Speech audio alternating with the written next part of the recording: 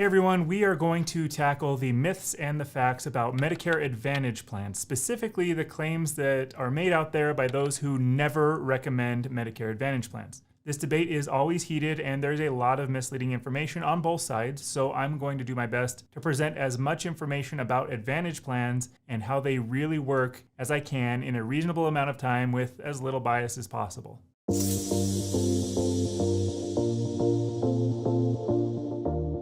It is impossible to cover every specific scenario you could face here in a YouTube video, but I'm going to take the time to go into detail around the main talking points against Medicare Advantage plans that cause the most controversy. I see videos and read articles and see comments all the time that say something like, here's why I never recommend Advantage plans, and then an exhaustive list of why anyone who would recommend Advantage plans has some sort of an evil agenda. Like most things in life, in general, Medicare is not a one-size-fits-all approach, and to never recommend Medicare Advantage plans usually comes from either someone who is in an area that does not have Advantage plans, so supplement plans are the only option, or somebody who is not allowed to offer Advantage plans. Now, I know where the comments will go. Advantage plans are evil. You only talk about them because commissions are higher. If this is you, you are in luck because we will cover that in this video. Now, I say with as little bias as possible because you need to know that all of those involved with 90 Days from Retirement, as well as our partners, can offer both supplement and Advantage plans. Our client list has more with supplement plans than Advantage plans, but we do offer both from a variety of different insurance companies. I'm making this video for two reasons. The first is because there are many people across the country who choose Advantage plans, knowing both the pros and the cons of these plans. And they choose these plans because it was the best decision for them based on their specific circumstances, including their financials, their health, where they live, the plans available to them, and their risk tolerance. Those that have Advantage plans that work well for them see the videos bashing Advantage plans with exaggerations and false statements and start to have unnecessary fears and doubts about their plans and the agents who helped them.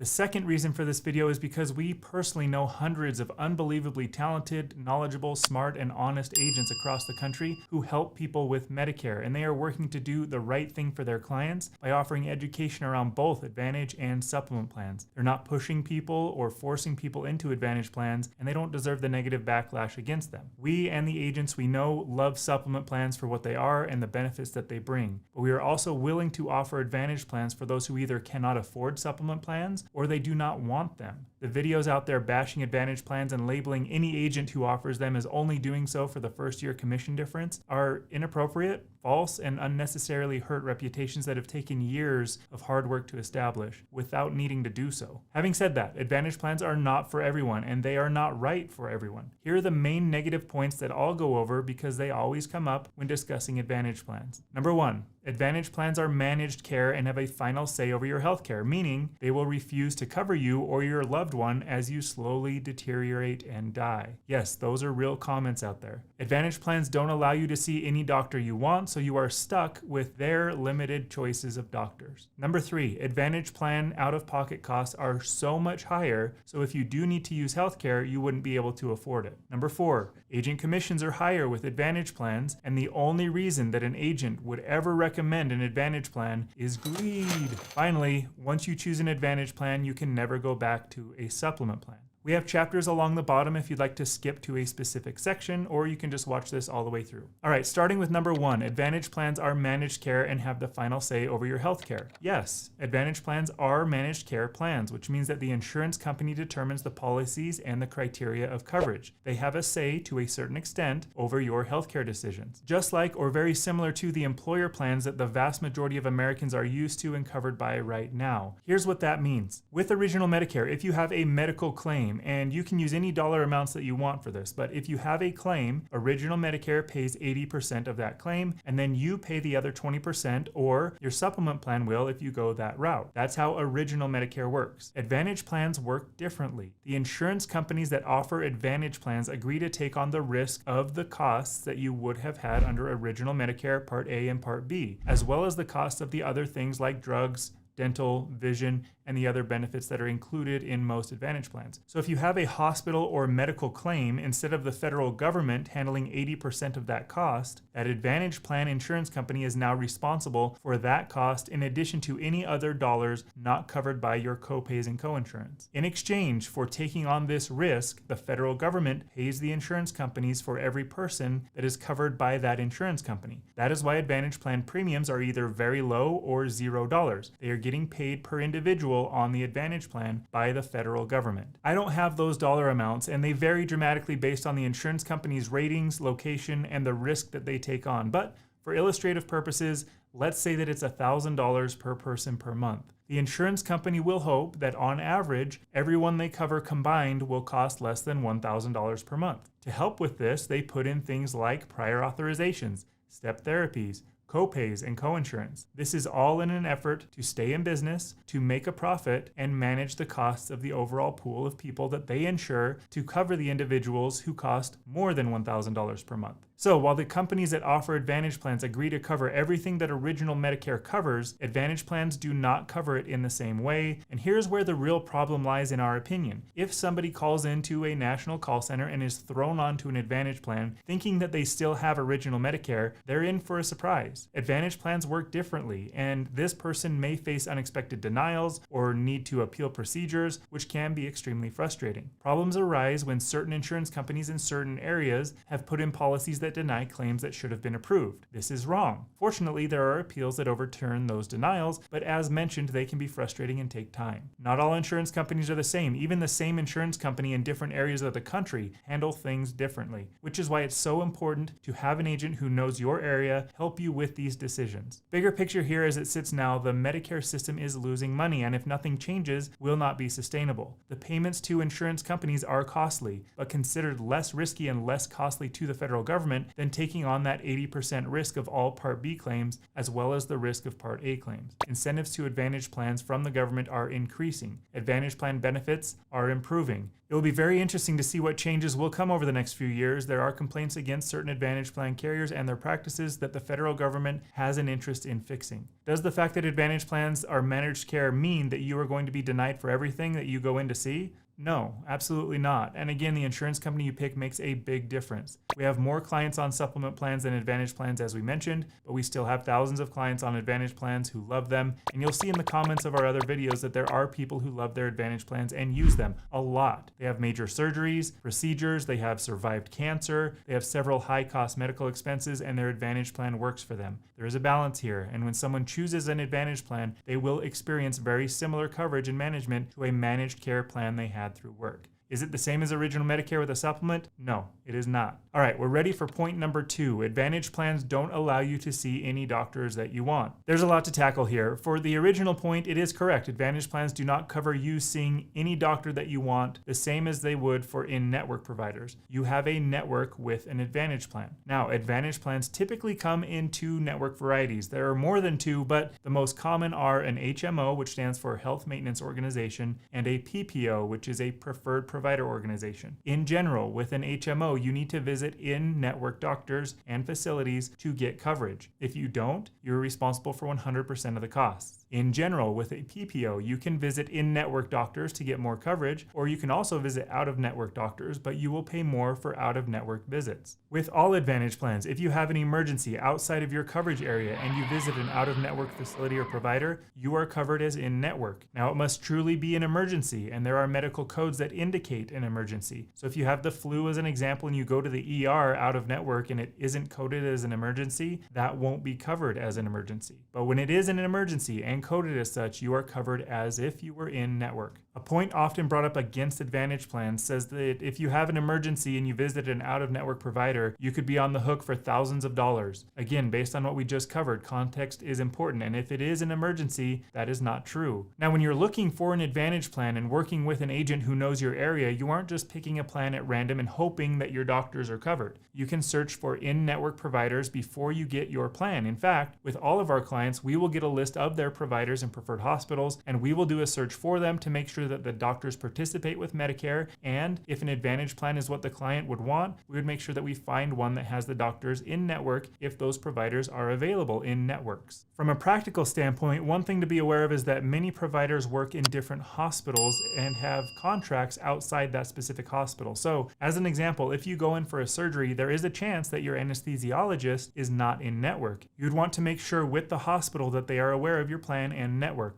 Be sure to check your providers when possible to see if they are in network, just like on the group plans you've had for most of your life. Remember that not all providers and facilities participate with Medicare. The numbers are about 97% of all providers do, but not 100%. So even with a supplement plan, you can't visit any doctor anytime that you want and still be covered fully by your supplement plan. You would need to visit providers and facilities that participate with Medicare. That list is typically much larger than an Advantage plan, but it's not any doctor anytime you want. I'm just trying to minimize the exaggerations here. There are national PPO Advantage plan networks that also cover 97% of all providers, but again, coverage is not the same as supplement plans. There are entire hospital systems in areas of the country that do not accept nor participate with Medicare, and they only accept their Advantage plan as coverage. If you live in an area of the country where these systems have a large footprint, a supplement plan becomes problematic. Likewise, there are major hospital systems and healthcare facilities around the country that will not take Advantage plans. So the point is, where you live and the facilities you use have a tremendous impact on this decision.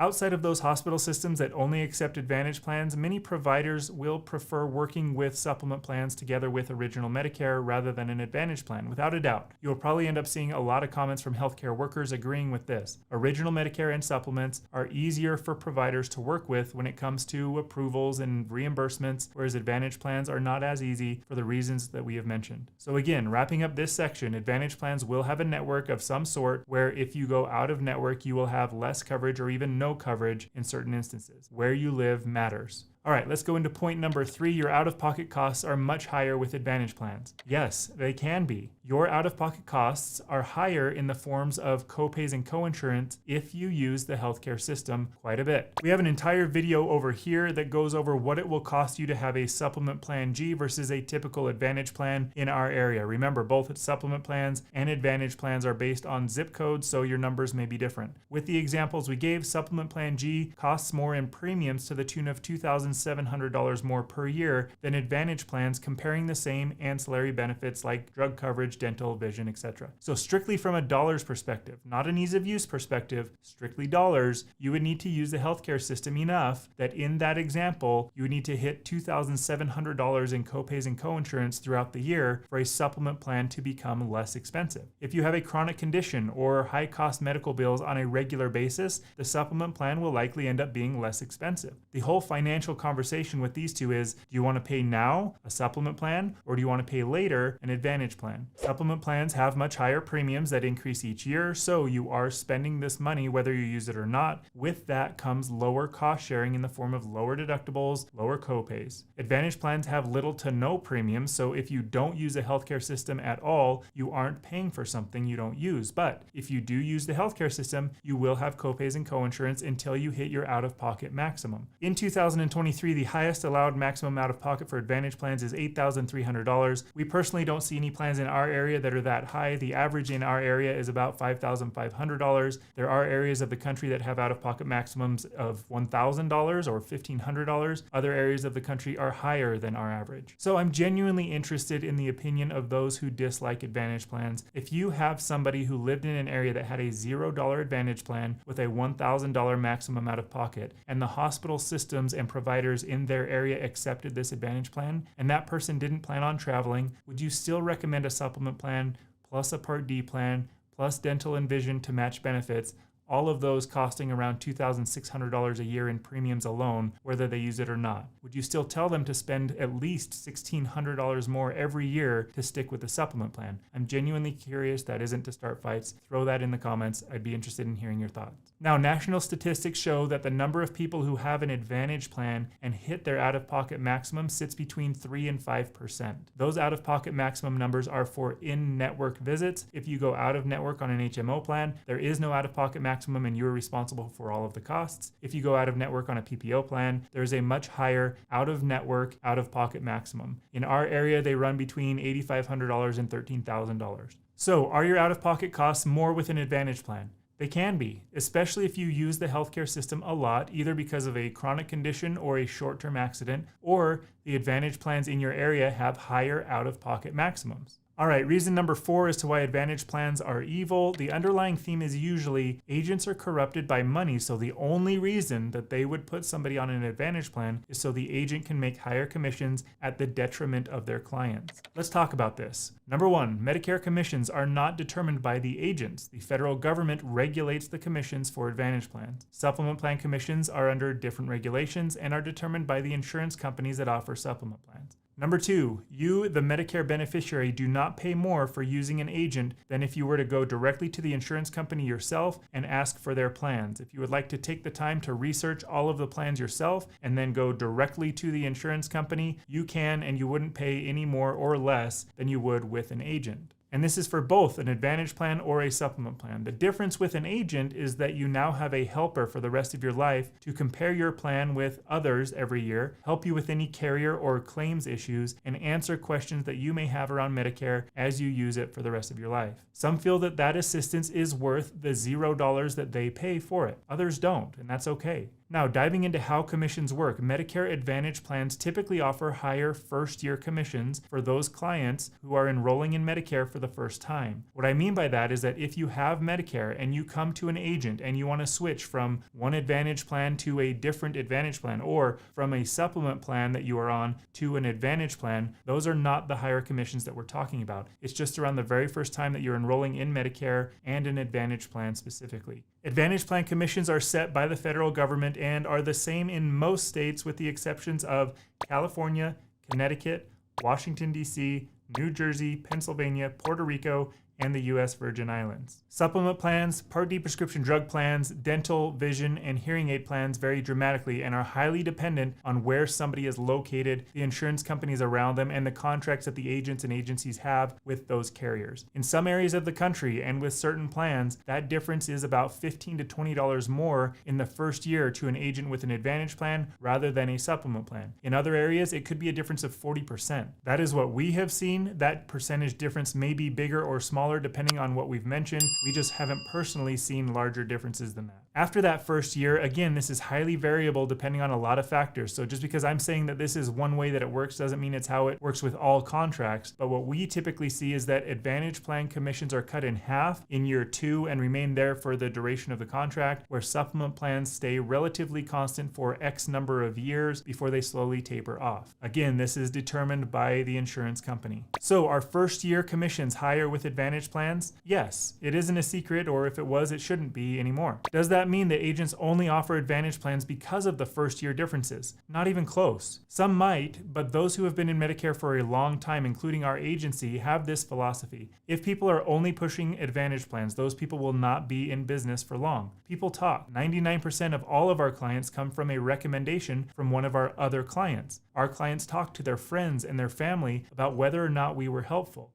If we push people onto an Advantage plan that they hate and that it doesn't work for them and it hurts them and their family, but we do so anyway because we want more money that first year, in the long run, we wouldn't be in business anymore. In addition, this is exactly what we are seeing from all of the Medicare marketing out there pushing to national call centers. Those commercials that you see with celebrities like Joe Namath, William Shatner, JJ Walker, and Danny Glover, they lead to a national call center that pushes Medicare Advantage plans without knowing you, your specific area, your specific hospital systems, and your specific needs. So of course, there will be poor recommendations made, upset clients, poor service, and complaints to the Centers for Medicare and Medicaid Services, or CMS. And that is exactly what we are seeing. Legislation was passed this year around marketing practices because of all of the problems and complaints to CMS. So if an agent is putting people on an Advantage plan strictly for the first year commission, that is wrong, period. Finally, number 5, once you go on an Advantage plan, you can never go back to a supplement. This is partially true, partially false, and totally complicated. The big issue here is medical underwriting. If you do not go on a supplement plan during your initial enrollment period window, you may be required to go through medical underwriting, which means they will ask you medical questions and either be denied or you can be charged much higher rates if you don't take a supplement plan first. So let's go through a few scenarios. The first few would be when you can switch from an Advantage plan to a supplement plan without medical underwriting. Scenario number 1, you go on Medicare at age 65 and you choose to get an Advantage plan. If this is the case, then you have 1 year to decide whether or not you want to keep it. If within that year you decide that you want to go on a supplement plan instead, you can do so without any medical questions. You are guaranteed to get that supplement plan without additional premiums or threat of denial. The caveat here is that many supplement plan premiums are age-based, so you are 1 year older, meaning that your premium may now be in that of a 66-year-old rather than a 65-year-old. This only applies if you take Medicare at 65. This does not apply, let's say, if you work past 65 and you don't go on Medicare until sometime after 65, so like 67 as an example. If this is the case, you don't get that same trial period. You would have your initial Medicare supplement enrollment period, which is 6 months from your Part B effective date, to get a supplement plan with no medical underwriting. All right, scenario 2, you go on Medicare and you stay with original Medicare and a supplement plan. Then at some point in the future, you would like to try an Advantage plan. The first time you switch from original Medicare to an Advantage plan, you have a year to try it out and to make that switch back to original Medicare and a supplement plan without medical underwriting. This is only that first time. You can't switch back and forth multiple times without medical underwriting. All right, scenario 3, you live in a state that does not allow medical underwriting for supplement plans, and you can switch from Advantage plans to supplement plans either anytime or during specific windows. This is New York, Connecticut, and Massachusetts. Scenario number 4, you are on an Advantage plan and that plan is removed from your area either because the insurance company withdrew from that area and no longer offers that plan, or that plan was shut down due to fraud. You can go back to original Medicare and a supplement plan with no medical underwriting. So those are the 4 scenarios where you are allowed to go from an Advantage plan to a supplement plan without medical questions. If you are on an Advantage plan, you can always apply to switch to a supplement plan, but if it isn't because of one of those 4 scenarios above, you will be asked medical questions and there is a chance that you will either have higher rates or be denied. And here's why. There are 2 main reasons why most people decide that they would like to switch back to a supplement plan. The first is access to doctors, and the second is the topic of this section: high costs are coming. A chronic illness has become part of their lives. Major surgeries are coming up. Cancer strikes. Cardiovascular disease or problems arise. High cost problems are happening, and now they want to get on the coverage of a supplement plan. Well, insurance companies that offer supplement plans would go out of business if they took on all of the high cost risk right when it was happening without collecting premiums beforehand to prepare for such things. Hence the medical questions and the medical underwriting. The insurance company needs to assess the risk and determine if it is willing to take on that risk. So making that switch can either be relatively easy, more difficult, or impossible depending on when and why you are making that switch. All right, those are the 5 major topics that come up when content creators are bashing Advantage plans. Are the concerns with Advantage plans warranted? Yes. Are they often exaggerated? Also yes. Are Advantage plans good for everyone? No, absolutely not. Are they amazing for some people? Yes. Are supplement plans good for everyone? No, absolutely not. Are they amazing for some people? Yes. Should you make your Medicare decisions based on a YouTube video where I or any other content creator does not know you personally and hasn't taken the time to get to know you? No, never. Do not make your decisions based on YouTube videos. This is just to educate and help prepare you for those real conversations with agents. Please understand that context is important. Your individual situation is important. People are very passionate about this topic, and for good reason. The problem comes when someone feels very strongly about one plan but does not acknowledge the real life situations where the other plan may make sense. From an Advantage perspective, there are people who simply cannot afford supplement plan premiums. There are people who simply do not want supplement plans even after hearing a full explanation of the pros and cons of each. There are people who live in certain areas where the hospital systems do not accept original Medicare and only accept the system's Advantage plans. Finally, there are Advantage plans and stories that do not make the news, but that do a wonderful job covering people. To attribute ill intentions to the agents that help these people with Advantage plans is unfortunately misplaced and incorrect. If you are working with an agent who recommends an Advantage plan, or you are currently on an Advantage plan because the agent you work with who knows you and your situation recommended it, I wouldn't immediately jump to the conclusion that they are greedy and don't know what they're talking about because you saw a YouTube video where a different agent who only sells supplement plans said those things.